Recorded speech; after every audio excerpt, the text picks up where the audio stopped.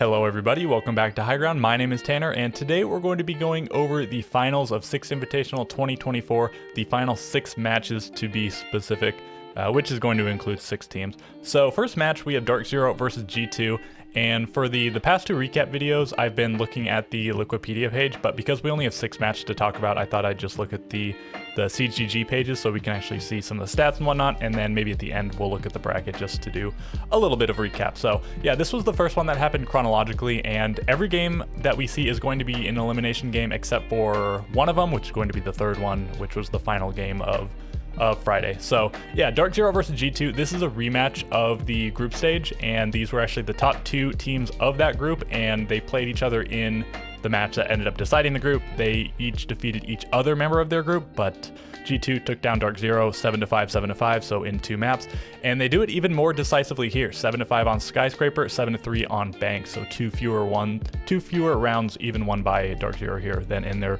group stage matchup. A little bit of a disappointment. Dark Zero went out a little bit sad, and even more sad because of how they lost to Virtus Pro in, I mean, they got clutched on. They were up like, what, 6-4 or whatever, and then 6-4, 6-5, whatever the scoreline was, and then VP managed to clutch out the round that pushed them to overtime and then win it out because they started on defense and because there's, for some reason, no unlimited overtime until the grand final, which I think is a bit silly.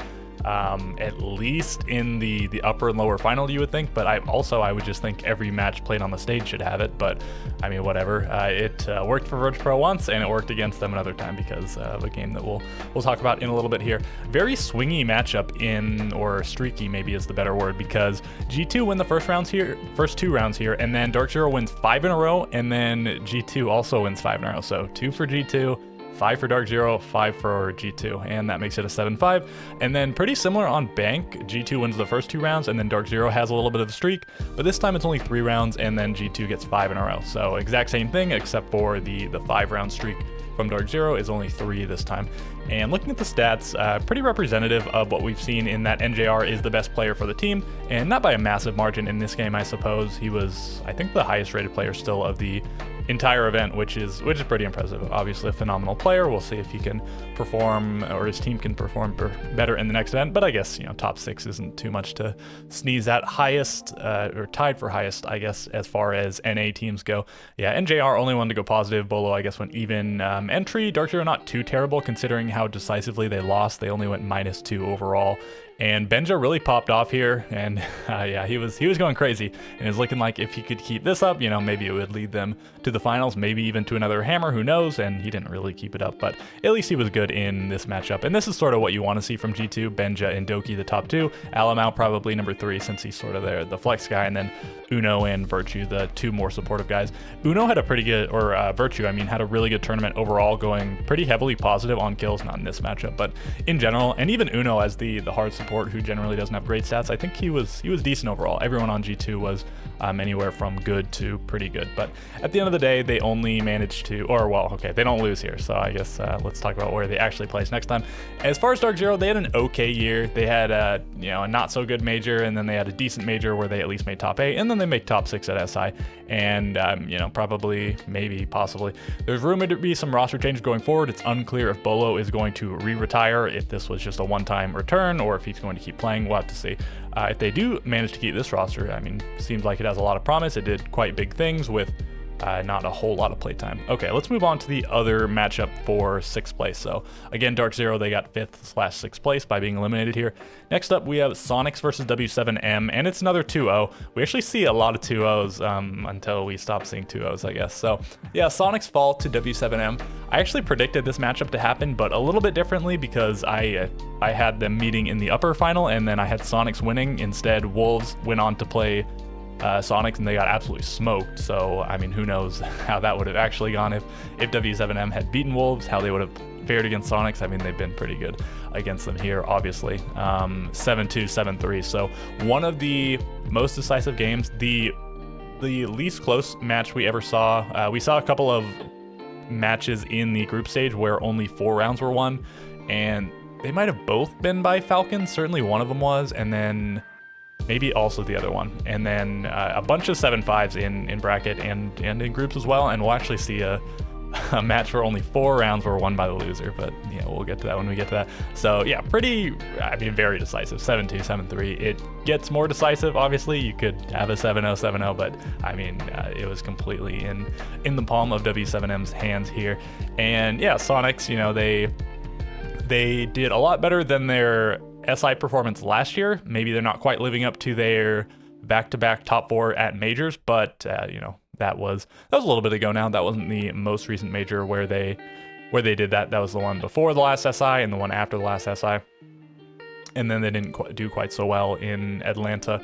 And yeah, improving on the previous SI performance, but I guess you'd probably say 5th/6th at SI is similar to top 4 at a major. There are, I guess, more teams at the majors now since they changed them up. But SI being more competitive, more prestigious, all this stuff.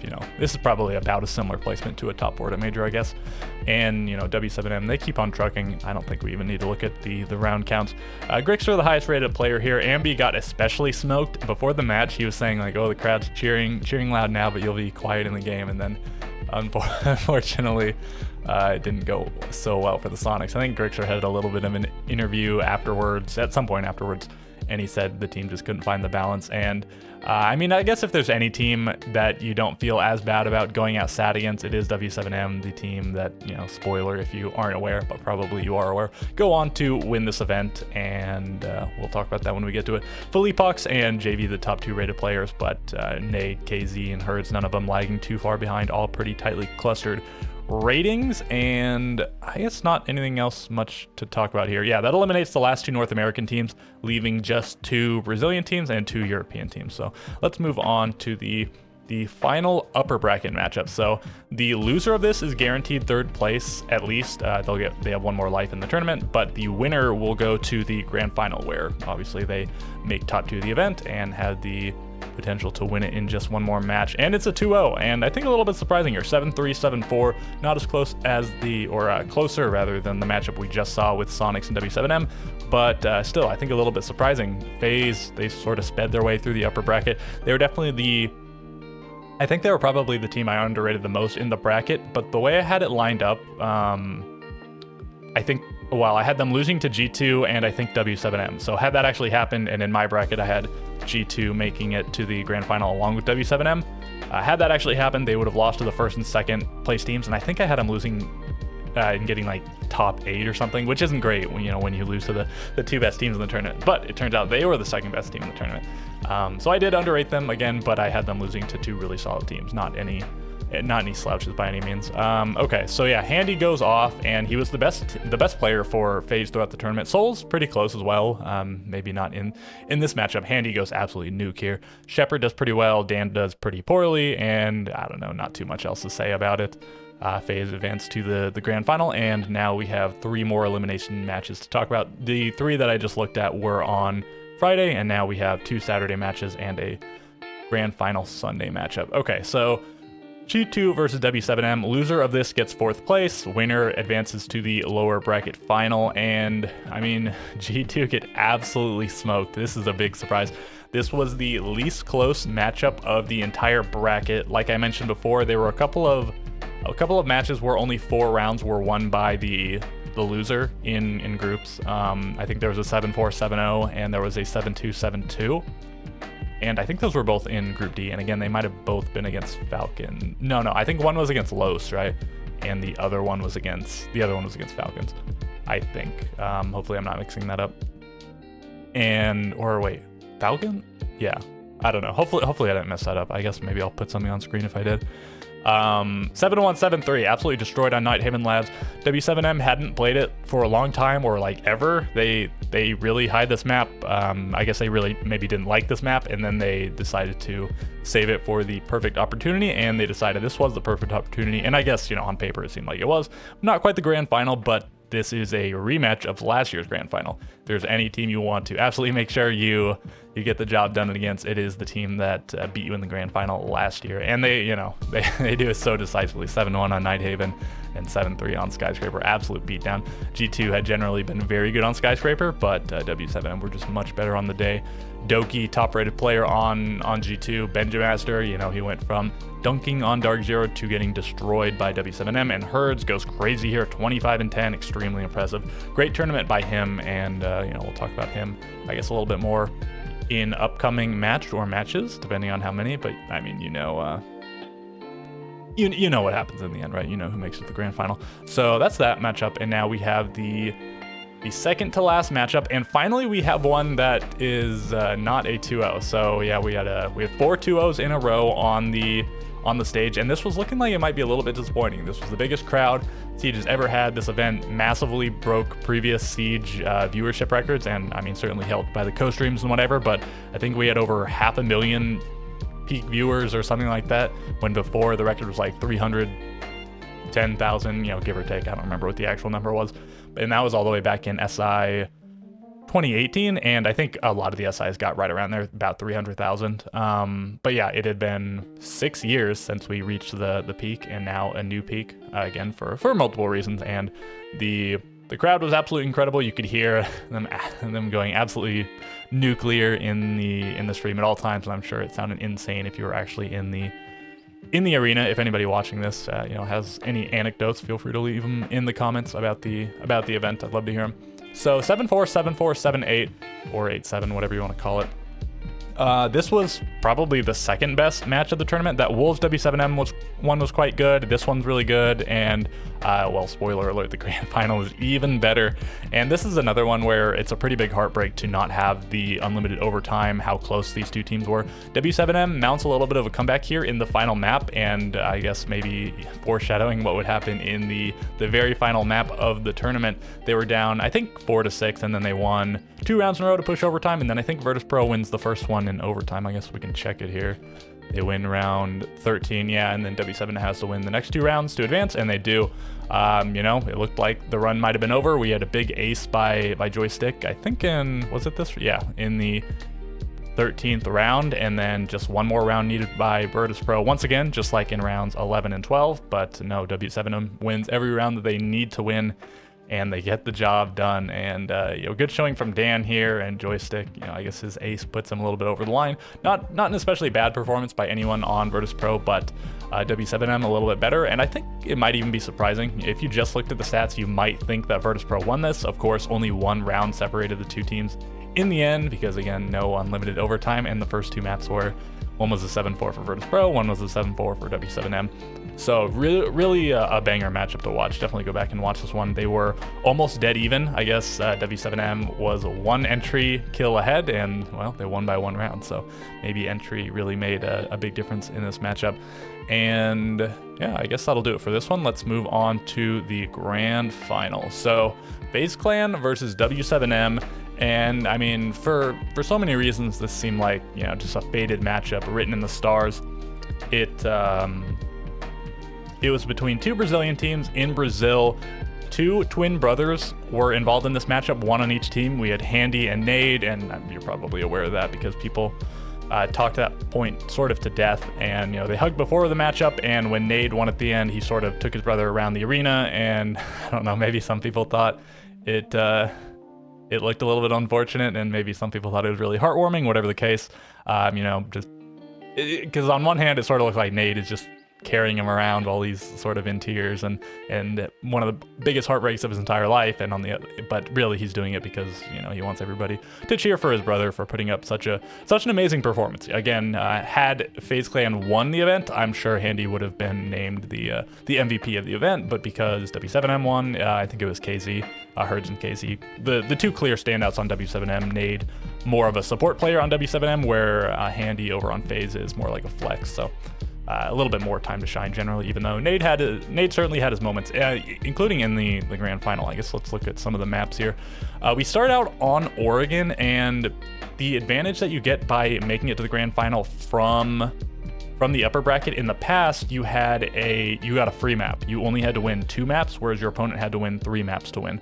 And now they changed it, and I guess they had it like this last year, where you don't get and actually I don't remember how it was in 2020 2. I think it was like this also, where you just had the map pick advantage. You got to pick any map before your opponent got to make any bans. So you didn't get a free map win, but you got a free map pick, okay? So it worked out really well for FaZe. They destroyed W7M on the map that they got the free pick, and then W7M win it on Bank, so they even up the scoreline. It's 1-1 in terms of maps. Obviously, FaZe has won a lot more rounds, but still, it just comes down to the map wins.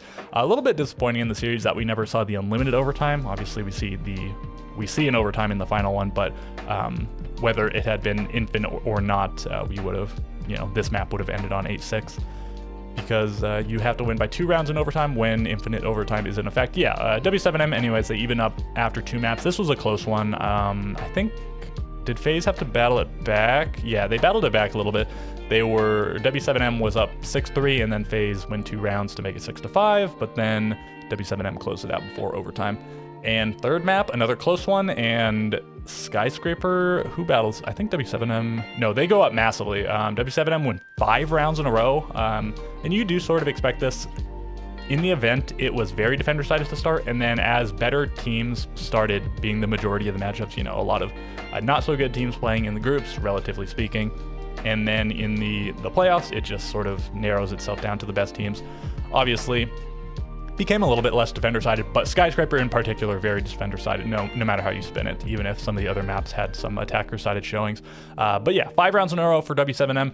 FaZe managed to get the very last one off the back of a handy 1v2 clutch. Nade gets a 1v1 clutch in the round just before that. But yeah, they get the 1 round, and that gives them a glimmer of hope. Had it been a 6-0 start for W7M, obviously it's possible to push overtime, but very unlikely. I guess in this case, it would have happened had that been the only thing that changed, had Handy not made this clutch, because FaZe do win the next 6 rounds in a row after that. So they win 1 round and then 6 more rounds, making it 7 rounds in a row to close out the third map, 7-5. And then we go on to Border, and W7M win it slightly more decisively than 7-5, but obviously just by the 1 round, and it was still fairly close. I guess W7M got off to a pretty big lead. They win 4 rounds in a row, but then 2 more for FaZe to make it a 4-2 half, which is reasonable. Defender-sided meta, whatever you want to call it. Border always has the potential to be attacker-sided, I think, pretty much no matter what, depending on who's playing better. On which side. W7M make it into a 5-2, even a 6-2, and then FaZe Clan get a couple of rounds, but W7M closes it out before we see overtime there. And then finally, we go to Nighthaven Labs, and had this gone slightly differently, had FaZe closed it out in round 8, 9, 10, 11, 12, whatever, maybe this wouldn't have been the greatest series in all of Rainbow Six Siege, but because of the comeback W7M made, because of the storyline, not only between the 2 teams, but between the two brothers, W7M's storyline overall, in that they have only improved. I have a list of things on my other monitor that I want to point out. One of them is that W7M at international events has never placed worse than their previous, or any of the previous. In Charlotte, they made top 12. In I think Berlin's the next one, they made top 4. In Jönköping, they made top 4. At SI 2023, they were 2nd place.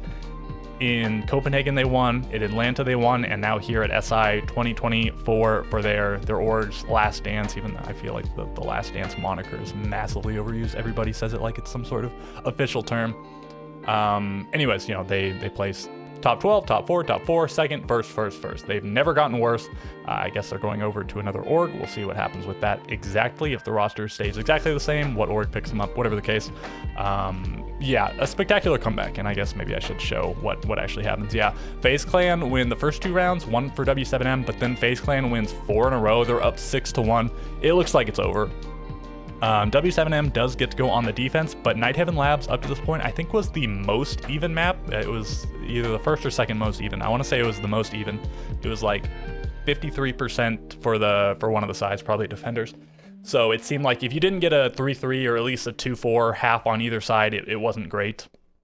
If you lost 5 rounds on one side, it was likely over. And then 1 round goes to FaZe, and then in the next half, and W7M has to win 5 rounds in a row. It just doesn't seem possible. And one of these rounds, it might have even been the first round. It might have been this round. I don't know. One of them, it was like a 2v3, and I think it's Fellabox and Nade, and they pull it off, and sort of hope starts mounting, and they win round after round after round. And not only do they push overtime, but they win the 2 rounds in overtime. They don't have to play unlimited overtime or anything. They win 7 rounds in a row. They claim the hammer. in front of 9,000 the most spectators I think they've ever had, both online and in person. Brazil versus Brazil in front of the crowd. I can't remember if I mentioned this earlier, but FaZe Clan, they just narrowly missed out on the grand final at both, I guess maybe not super narrowly in some cases, but they were one match away from the grand final in Copenhagen and Atlanta. They lost to Liquid and then Los won. And so Handy was denied the opportunity to play against his brother in a grand final both of those times. Finally, he makes it here. He's the best player in the tournament for his team, and arguably, if you ignore the stats, just maybe the most impactful player in the entire tournament. Herds and KZ, they did break the kill record together. Overall, they had 336 kills apiece, overtaking Benjamaster's 323 that he set the year before. But keep in mind, they each played 33 maps, which I think is also a record. 33 maps is the most played by any team in any event ever, done by obviously all 5 W7M members. Yeah, Handy played a lot fewer maps, and so you might argue that he was higher impact than them. It's sort of debatable. And then had he won, it would have been a different story. But yeah, incredible by W7M to win 7 rounds in a row. It seemed like they were going to lose out on another hammer and sort of be denied the opportunity to absolutely say they were a dynasty, but now clearly they are, I guess the only other real dynasty, depending on how you define it. You can maybe call like the Empire VP thing a dynasty, but if you assume that dynasties have to be built on wins and not just impressive performances, then yeah, obviously it's just the Penta G2 one and the W7M into whatever org they join now one, and we'll see if they keep it going. Maybe they'll fall off a cliff, who knows. But I guess I've talked over 20 minutes about 6 matchups, so maybe we should just move on. Oh yeah, but let me show the stats here. Handy, yeah, best player for FaZe in the grand final. 2 1vx's, but Nade had 3 of them, and 4 plants as well. Nade did pretty well. KZ was the big standout. I think he was named tournament MVP as well. Herds had 13 more kills coming to the grand final than KZ, but KZ got 13 more than him in this matchup, tying them for that record. I think KZ was a monster in groups, and then Herds a little bit better in bracket overall, but KZ being much better than Herds in the actual grand final. I think the MVP moniker is probably more deserving for KZ overall. And we'll just look at the bracket really quickly just so you can visualize this in case you had any difficulty doing so. These are all the matches that we covered before, these ones and these two and these two. And then these are the ones we covered today. So yeah, W7M 2-0'd Sonics, and before that G2 2-0'd Dark Zero. Then we had W7M destroying G2 2-0, FaZe Clan taking down Virtus Pro, also 2-0, and then W7M Map 3 final round, taking it over Virtus Pro. Sadly, once again, no unlimited overtime. And then finally in, again, what everybody is calling the greatest match of Siege ever played, W7M take it over FaZe in overtime final map. And okay, I think that's gonna, oh, well, no, okay, hey, really quickly, let me check my notes because I feel like there's a few things I wanted to note. Oh, I did want to say, this was actually only the second SI ever to go to where 5's maps were played, because the first SI, it was a best of 3. The second SI, which is the only other one that went all 5 maps, was the Penta versus EG reverse sweep, where Penta went down 0-2 and then they won 3 in a row. And then the next few years, there was a map advantage, so they were won technically. They went to the final map, but only 4 maps were played. And then the last 2, TSM beat Empire 3-1, and G2 beat W7M 3-1. So yeah, this is only the second ever SI to go all 5 maps. Wolves are, I guess, certified kingmakers, because in round 1 of bracket last year, they beat G2, who made the lower bracket run to win the event. Same thing happened here. They beat W7M round 1 of bracket, and W7M made the full lower bracket run to win the event. W7M, impressively, they defeated M80, Bleed, Liquid, FearX, Ninjas in Pajamas, Space Station, Sonics, G2, Virtus Pro, and FaZe in this event. Just an absolute plethora of wins. And I think I mentioned everything else that I wanted to. So yeah, I guess that's gonna do it for me. Feel free to leave any comments below, and especially, yeah, people at the event, I'd love to hear any stories, share your experiences, all that kind of stuff. And with all of that being said, I will catch you guys next time.